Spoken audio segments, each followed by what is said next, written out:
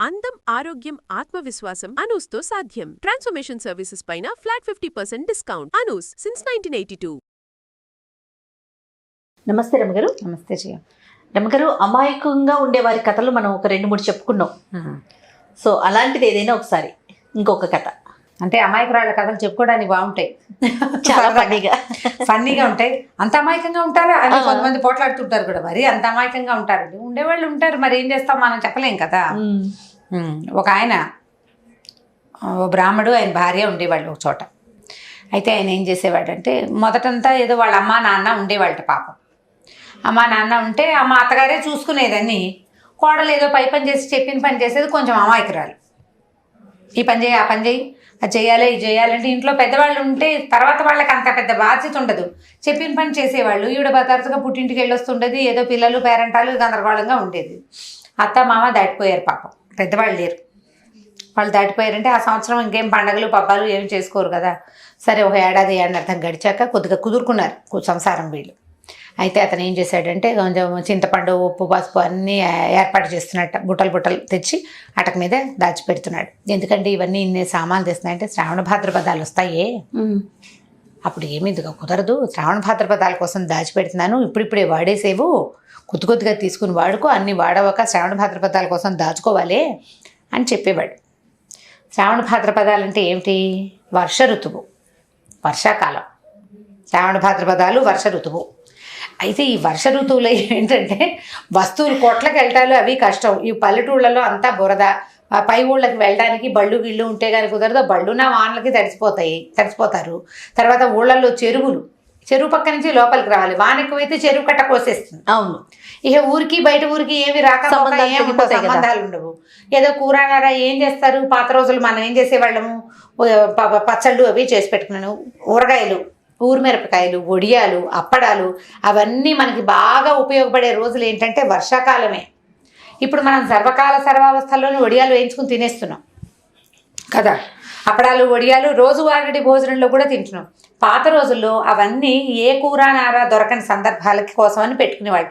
ఎవరైనా గెస్ట్ వస్తే 2 వేయించేవాళ్ళు, కానీ రోజు తినేవాళ్ళు కదా. ఏ కూర లేదనుకో మనకి, అప్పుడు ఏముంది, 4 వడియాలు వేస్తే పిల్లలు వడియాలు పెట్టుకుని, పిల్లలైనా పెద్దలైనా వేడిగా అంత అన్నం కాస్త నెయ్యి వేసుకోవడం, వడియాలు పెట్టుకుని అన్నం తినేస్తాం. కాస్త చారు పోసుకుని మజ్జిగ పోసుకుంటే అయిపోయింది కూరక్కర. అందుకు వాడు సైడ్ డిష్ కాదు, వడియం అప్పడం సైడ్ డిష్లు కానే కావు, మెయిన్ కోర్స్లో భాగంగా ఉండేవి ఇదివరకు. ఇప్పుడు అలా లేదు కదా రమ్మగారు. ఇప్పుడు లేదంటే మనం రకరకాల కూరలు వచ్చేస్తున్నాయి. అప్పుడు ఏమిటి, ఈ ఊళ్ళల్లో ఈ కూరలే దొరుకుతాయని ఉండేది. మేము అసలు క్యారెట్లు, క్యాబేజీ అసలు వాటి మొహం కూడా తెలియదు చాలా సంవత్సరాలు. నమ్ముతావా నువ్వు? నిజం. ఇప్పుడు ట్రాన్స్పోర్టేషన్ పెరిగిపోయింది కదా జయ. అప్పట్లో ట్రాన్స్పోర్టేషన్ ఏముంది, మన ఊళ్ళో పండినవి, మన చుట్టుపక్కల పండిన తోటకూర, అవే దోసకాయలు, దొడ్లో వచ్చిన అవే పొట్లకాయలు తెగ తింటుండేవాళ్ళం మేము. మాకు తెగ్గాసేసేవి. పొట్ల, చిక్కుడు, బెండ అవి మన దొడ్లలో కాస్తే అవే తప్పిస్తే పెద్ద మార్కెట్లు కూడా ఇప్పట్లాగా ఎక్కడుంది, ఎక్కడో ఒక మార్కెట్ ఉండేది. ఓ వారం తెచ్చుకుంటే అవే 15 రోజులు వచ్చేవి. చక్కగా నిల్వ కూడా ఉండేవి. ఆలులు అవి కూడా తక్కువ బాగా. అప్పుడు కూర దొరికితే కూర, లేకపోతే వేడివేడిగా అన్నం వండుకోవటం, పాచింతకాయ పచ్చడి, ఉసిరికాయ పచ్చడి, తర్వాత గోంగూరని అదని అట్లా అవే వేసుకుని తినేవాళ్ళం. చక్కగా అంత నెయ్యి వేసుకుని తినేస్తే హ్యాపీగా ఉంటుంది. ఇప్పుడు మనం 5-6 నెలలు ఏవి పిచ్చికూళ్ళన్నీ తిన్నాక ఓ రోజు వేడివేడిగా అన్నంలో పచ్చడి వేసుకుని తిందాం అనిపిస్తుంది. ఇది వరకు పచ్చడి వేసుకుని ఎక్కువ తిని అప్పుడప్పుడు కూరలు తినేవాళ్ళు. ఈయనకి శ్రావణ భాద్రపదాల కోసం దాచిపెడుతున్నాడు. అయితే ఏమైంది, ఈయనకి ఆషాఢ మాసం వెళ్ళకుండానే బయట ఊళ్ళ నుంచి ఆయనకి బోల్డ్ కబుర్లు వచ్చినాయి. ఏమిటి, ఏవో పెళ్ళిళ్ళని, పేరెంటాలు. అప్పట్లో ఏమింది, బయటికి వెళ్ళి తెచ్చుకోవాలి. చిన్న చిన్న పల్లెటూళ్ళలో సంపాదనలు ఉండవు కదా. ఆయన ఏం చెప్పాడు, ఏమైనా శ్రావణ భాద్రపదాలు అవి వస్తాయి, జాగ్రత్తగా ఉండు. పిల్లలు ఎలాగో మన దగ్గర లేరు, పిల్లలు వేదాధ్యయనానికి ఏదో వేరే ఊళ్ళో చదువుకుంటున్నారు, జాగ్రత్త అని చెప్పి 1 నెల 2 నెలల్లో తిరిగి వస్తాను. అప్పట్లో జరిగేవి ఇవన్నీ, ఇదేం కొత్త విషయం ఏం కాదు. ఇప్పుడు కూడా భర్తలు అమెరికాలు, ఆస్ట్రేలియాలు వెళ్ళాలి ఉన్నాయి కదా, అలాగే ఇంతకీ క్యాంప్ వెళ్ళిపోయాడు ఆయన. ఈ భార్యమణి ఏదో వండుకుంటూ తింటుండేది. ఆషాఢం సగంలోనే ఆయన వెళ్ళిపోయాడు. ఆషాఢం గడిచింది. సరే, ఏమైంది, పక్క ఇంట్లో ఒక కాపుల కుటుంబం ఉందట. వీళ్ళు ఉన్న దానికి మరి పక్కన మరీ ఆనుకునేం లేదు, కానీ శ్రావణ భాద్రపదం వింటూ ఉండేవాళ్ళు. వాళ్ళ ఇంటికి ఒక కుర్రాడు వచ్చాడు చుట్టపు చూపుగా. వాడు ఈవిడ అమాయకత్వం, ఆయన తెలివిగా అన్ని 2 నెలలకు ముందే పెట్టడం తెలుసుకున్నాడు. ఏం చేశాడు, తన ఫ్రెండ్కి ఈ ఊళ్ళో నుంచి వెళ్ళిపోయి ఒక ఫ్రెండ్ని తీసుకొచ్చాడు. ఇద్దరు కలిసి చెరుకో బ్రాహ్మణ వేషం వేసుకున్నాడు. బ్రాహ్మణ వేషానికి ఏముంది, పంచ కట్టుకుని కాస్త మొహం మీద విభూతి పిండి కట్లు పెట్టుకుంటే అయిపోయింది. బ్రాహ్మడు వచ్చి అమ్మ బాగున్నారా, శాస్త్రి గారు ఉన్నారా అని పలకరించారు. శాస్త్రి గారు లేరు బాబు, ఏదో ఊరు వెళ్ళారు, మీరెవరు నాయనండి, మేము శ్రావణ భాద్రపదాలమ్మా అని చెప్పారు. చెప్పంగానే ఆవిడ అయ్యో నాయన అలాగా మీకోసం ఎన్నాళ్ళ నుంచో ఏర్పాట్లు చేస్తున్నారు, మీరు రావడం కోసమే చూస్తున్నాను నేను, మీరు ఎప్పుడు వస్తారా అని చక్కగా వచ్చారు. రండి నాయన ఈ పూట చక్కగా భోజనం చేసి మీకోసం పెట్టినవన్నీ తీసుకెళ్తారు కానీ అని చెప్పి చక్కగా ఆవబెట్టి తోటకూర పులుసుకూర చేసి ఓ 4 వడియాలు వేయించి గడ్డ పెరిగేసి అన్నం పెట్టింది. ఇద్దరు కలిసి అట లోపల వద్దమ్మ పంచలు వేయండి బాగుందని బయటే విస్తలు ఎంచుకుని అన్నాలు తినేశారు. నిజంగా మా కోసం పెట్టిన వస్తువులు ఏమంటే ఆవిడ అటక మీద పెట్టిన అంత చింతపండు, ఇంత బెల్లము, ఓ పెసరపప్పులు గుప్పులు, ఈ 2 నెలలు ఎక్కడికి వెళ్ళక్కర్లేకుండా దాచిపెట్టిన వస్తువులన్నీ బుట్టలు దింపి చేతిలో పెట్టింది. బాబా వీళ్ళు ఏం చేశారు, చక్కగా వాటిని ఒక పెద్ద 2 గోను సంచుల్లో మూట కట్టుకుని వెళ్ళేస్తామమ్మా అని వెళ్ళిపోయారు. ఈ శ్రావణ మాసం అయిపోయింది. భాద్రపదం మన ఇది వస్తుంది కదా వినాయక చవితి, చవితి వెళ్ళంగానే ఈయన వచ్చేసాడు. చవితి పండగ అయిపోగానే వచ్చాడు. వచ్చేసరికి ఏమండి వచ్చారా, శ్రావణ భాద్రపదాలు వచ్చినప్పుడు మీరు రాలేదండి. ఈ భాద్రపదంలో రాకపోవడం నీ బొందా, భాద్రపదంలోనే ఉన్నాం మనం అంటే. భాద్రపదంలో ఉండటం ఏమిటండి, వచ్చి అప్పుడే వెళ్ళిపోతాయి నువ్వు అంటుంది. వెళ్ళిపోవటం ఏమిటే, భాద్రపదంలో ఉన్నాం, ఇంకా వారం గడిచింది అంతే, చవితి పండగ వెళ్ళింది అంతే కదా, ఇంకా 15 రోజులు ఉందంటే. ఏమిటి రోజులు అంటారు, చక్కగా పిండి కట్టలు పెట్టుకుని పళ్ళల్లే ఉన్నారు, చక్కగా వచ్చి వాళ్ళకి ఇచ్చినవన్నీ పట్టుకెళ్ళిపోయారని అనేసరికి తలబడి ఏమిటి అసలు ఏం చేశావు నువ్వు అనేసరికి నువ్వు శ్రావణ భాద్రపదాలు వస్తాయి అన్నావు. శ్రావణ భాద్రపదాలు ఇద్దరు వచ్చారు, చక్కగా ఉన్నారు లక్షణంగా. పిల్లలు ఇంతంత ఎత్తు నుండి చక్కగా బొట్లు గిట్లు పెట్టుకుని పంచలు కట్టుకుని లక్షణంగా ఉన్నారు. నేను చక్కగా తోటకూర పులుసుకో వేసి అన్నం పెట్టాను. వాళ్ళ వస్తువులన్నీ వాళ్ళకి అప్పచెప్పాను. ఏమి ఇచ్చావేనా నువ్వు, అటక మీద శ్రావణ భాద్రపదాల కోసం పెట్టావు కదా, అవే ఇచ్చా, వేరేవేమి ఇవ్వలేదు. ఈ 2 నెలల కోసం భర్త దాచిన మొత్తం సరుకు సపరా సామాగ్రి మొత్తం సమస్తం ఇచ్చేసరికి ఈయన తెలబడి పోసి నీ తెలివి తెల్లారా, ఇవి 2 నెలలే నేను చెప్పింది, ఇంత తెలివి తక్కువ పెద్దమ్మవి నాకెక్కడ దాపురిచ్చేవే నువ్వు, అయ్యో నీ 2 నెలల కోసం పెట్టిన ఆహార పదార్థాలన్నీ ఇచ్చేసావు, ఏముండుకు తింటామంటే ఏముంది, తోటకూర ఉంది, నేనున్నాను, ఒకతే ఉంది, ఏదో వండుకు తింటోంది ఆవిడ. సరే అక్కడి నుంచి అయిపోయింది. ఆ మొగుడు అన్నాడు, చిచి ఒక పెద్ద దిక్కు లేదు మన ఇంటికి, ఎవరైనా పెద్ద దిక్కు ఉంటే కానీ కుదరదే, నీతోటి నేను వేగలేను, నువ్వు ఇలాగే సంసారం అంతా గుల్ల చేసేలాగా ఉన్నావు, నా కర్మాన్ని నెత్తి కొట్టుకున్నాడు. సరే ఆయన దారిని ఆయన బయటికి పోయాడు ఏదో పని చేసుకోవడానికి. ఈ లోపల ఈ పక్కింట్లో కాపు కుర్రాడు అంతా విన్నాడు. మళ్ళీ విని ఓహో వీళ్ళకి పెద్ద దిక్కులు కావాలి అంతే కదా. అక్కడి నుంచి ఏం చేశాడు, వాడి ఫ్రెండ్ ఉన్నాడు కదా, వాడికి ఒరే అబ్బాయి మనం 2 గడ్డి బొమ్మలు చేద్దాంరా అని చెప్పేసి గడ్డితోటి పెద్ద పెద్దవి అంతంత ఎత్తున్న 2 బొమ్మలు చేశారు. బొమ్మలు చేసి ఒకదానికి చీర ఒకదానికి పంచా కట్టారు.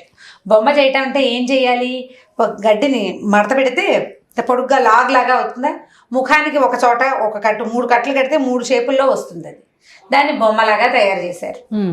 ఒకదానికి అంగవస్త్రం కట్టారు పంచలాగా, ఓ దానికి చీర కట్టి దాని ముఖంలాగా ఉన్న షేప్ మీద ఆ పై పార్ట్లో ఇంత కుంకుమ ఒక అటుగా పెట్టారు. పెద్ద దిక్కులు అమ్ముతామని రోడ్డు మీదకి తిరగడం మొదలుపెట్టారు.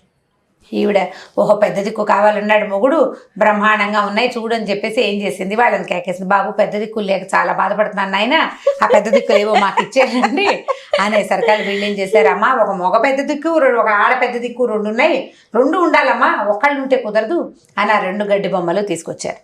తీసుకొచ్చేసరికి ఎంత అంటే 100 రూపాయలు అన్నాడు. ఆ రోజుల్లో 10లు 5లే, 100 ఎక్కడి నుంచి వస్తుంది. అక్కడి నుంచి వాడు అన్నాడు, అమ్మ ఏదైనా వస్తువు ఇచ్చినా నేను తీసుకుంటానమ్మా అన్నాడు. ఏమి ఇవ్వాలి, 100 రూపాయలకి వస్తువు, కంచాలు చెంబులు అవేమి 100 రూపాయలు చేయవు. సరే ఇప్పుడు ఏం చేస్తుంది, మెడలో కాసులు పేరుంది ఆవిడకి, బాబు ఇది 100 రూపాయలు చేస్తుందా అని అడిగింది. 100 రూపాయలు చేస్తుందమ్మా అన్నాడు. అయితే సరేరా ఈ కాసుల పేరు తీసుకో, పెద్ద దిక్కు కంటేనా, పెద్ద దిక్కు చాలా అవసరం జీవితానికి అని చెప్పి ఆ 2 గడ్డి బొమ్మలు ఇంట్లో పెట్టుకుని మళ్ళీ ఇంటి కాసుల పేరు తీసి వాడి చేతిలో పెట్టింది. వాడి సందు తిరిగాక ఈ బొమ్మల వల్ల గిమ్మల వల్ల అవన్నీ పారేసి చక్కగా వస్తువు పుచ్చుకుని వెళ్ళిపోయారు వాళ్ళు. సరే చీకటి పడేసరికల్లా వచ్చాడు భర్త.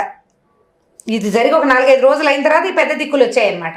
ఈయన లోపలికి రాగానే ఏమంటే కాళ్ళు కట్టుకొని పెద్ద దిక్కుల్ని పలకరించండి అంతే అనేసరికల్లా ఈయనేమనుకున్నాడు, ఎవరో చుట్టాలు అనుకుని, ఎవరే మా మేనత్త మీ మేనత్త ఎవరు వచ్చారంటే, మేనత్తలు ఏమిటండి, మేనత్తలు వాళ్ళు కాదు, మేనత్తలు అవుతారు, పెద్ద దిక్కు ఎందుకు అవుతారు, అదే కదా పెద్ద దిక్కులు ఉన్నాయి మన ఇంట్లో అనేసి తెలబోయాడు. ఏమిటో చేసింది ఇది, మళ్ళీ కోపం వచ్చేసింది. తీరా చూస్తే 2 గడ్డి బొమ్మలు చక్కగా కుర్చీలలో కూర్చుని ఉన్నాయి. 2 బొమ్మలు నిర్ఘాంతపడడం ఏమిటో ఇవెక్కడవే అంటే అదేనండి మీరు పెద్ద దిక్కు లేకపోతే కుదరదన్నారు, రోడ్డు మీదకి అమ్మొచ్చినాయండి పెద్ద దిక్కులు, అందుకని ఈ ఇద్దరు పెద్ద దిక్కుల్ని మీకోసం మన ఇంట్లో ఒక కాపలా ఉండాలి మన కదా, కోసం. పలకరించండి అనేసరికి నీ బొంద పెట్ట ఇవి బొమ్మలే, వీటిని పలకరించడం ఏమిటి, ఎవడో బాగా టోపీ వేసాడు, ఏమి ఇచ్చావే వాడికి అన్నాడు. డబ్బులు లేవండి సమయానికి కాసుల పేరు ఇచ్చేసానండి. అదేమిటి కాసుల పేరు పోసి నీ కడుపుడ కాదు 5-6 కాసులు ఉంటుంది అన్నాడు.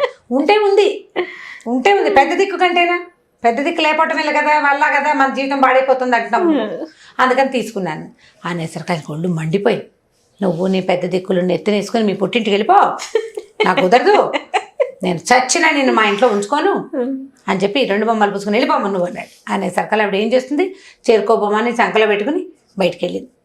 పక్కింటి వాళ్ళు వీళ్ళు వచ్చేసరికి అయ్యో పాపం సోదేవమ్మ గారు ఆవిడకి పాపం అమాయకురాలు, ఆవిడ ఏం చేస్తుందండి, శాస్త్రి గారు ఫోన్లేని ఉంచుకోండి, ఏదో మాట మంచి చెప్పుకుంటుంటే మాటలేదు మంచి లేదు, 2 నెలలకు సరిపడా గ్రాసం ఇచ్చేసింది, మెళ్ళో కాసుల పేరు మా అమ్మ చేయించింది, తీసుకెళ్ళేమో వాడు ఎవడో ఏదైనా కొట్టింది, నేను చచ్చినా దీన్ని ఉంచుకొని వెళ్ళిపోను అన్నాడు.